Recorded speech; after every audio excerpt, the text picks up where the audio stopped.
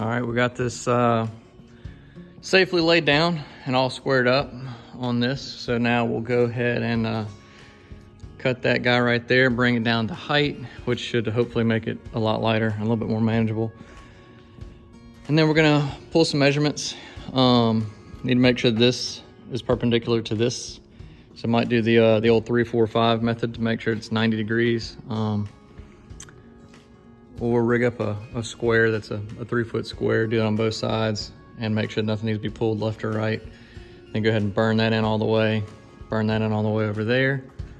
And then I've still got the little pies that go here that I cut out.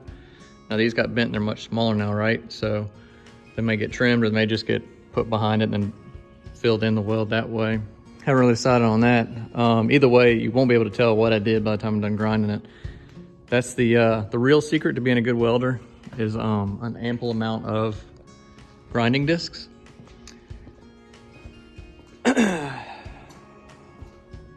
This is really, that right there makes you a good welder. Nobody's got to know. That's like hitting Control-H delete.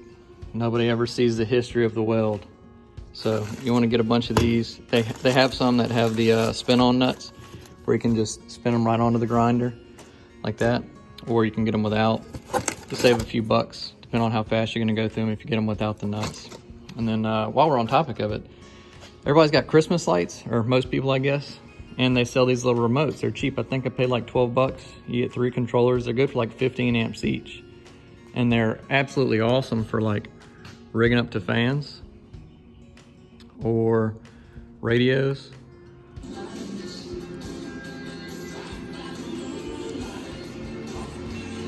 And big fans.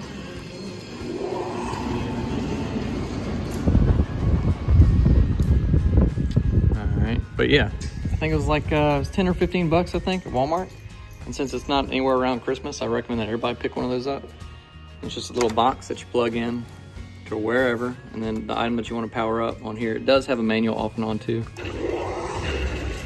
If for some reason you should lose a remote, but when you're not using it for Christmas lights, I always bring them up to the shop and hook them up to the radio and the fans and stuff like that, so I can walk in and just click everything on and click everything off. That way you don't have to listen to a bunch of fans in the background whenever a video, and I don't have to worry about any copyright infringement by playing music in the background. All right, so I don't have a 3-foot square, but I have a long straight piece and a short square. So I've clamped them up to make them into a big square. And now using these clamps here, gently tug this to where it's perfectly square off of the frame. So now we'll just pick a pie cut, clean it up, put it behind the back, weld this guy in. Either knock the pie off the back or leave the pie on the back, doesn't really matter, then knock this down smooth and you'll never even know what happened. And then repeat.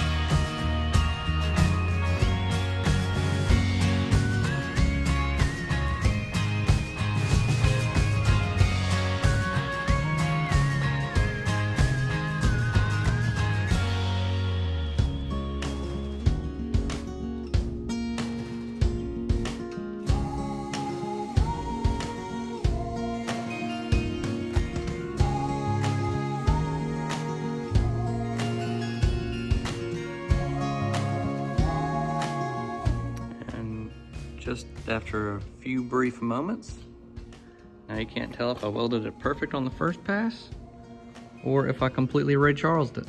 So repeat that again on that side. Make sure it's square. Welded in, bent this side out, took its measurements, locked it in with another perfect weld, at least as far as you know. And now we'll jump up there and repeat, and then flip it over. Do it again.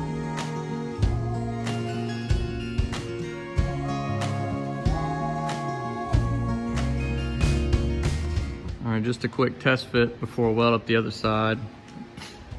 Got my 1 subscriber there. I brought him because my wife doesn't like me doing stuff like this without supervision. So the front side is welded up on the inside of the channel. So I still got the back side to do, but I just want to test fit it before I weld the other ones because there is a little bit of inward or outward tweaking that I can do. But I just wanted to make sure before, and it follows the cab lines pretty decently. I mean, the cab is a big swing of an arch, but I'm not about to do that to the frame. That's just a ton of effort. All right, so I'll pull it away, lay it down, weld up the slit cuts or pie cuts on the inside, and then start working on the top piece. All right, so got the back sides welded up, so they're locked in. Still gonna do some inside welding on the backs of those V's right there on both sides, but as far as locking in the shape, that's probably gonna be the final shape that it is. Pretty pleased with that. So next step is hold up a bunch of steel and try and figure out the angle at which we want the roof rack to be and how far forward. Do we want to go like half cab? Do we want to go like cab and a half? Do we want to stubby it? I don't know. Gonna put up some stuff up there and play with it and see, kind of get an eye for it, and then see just how close we want it, how much higher or lower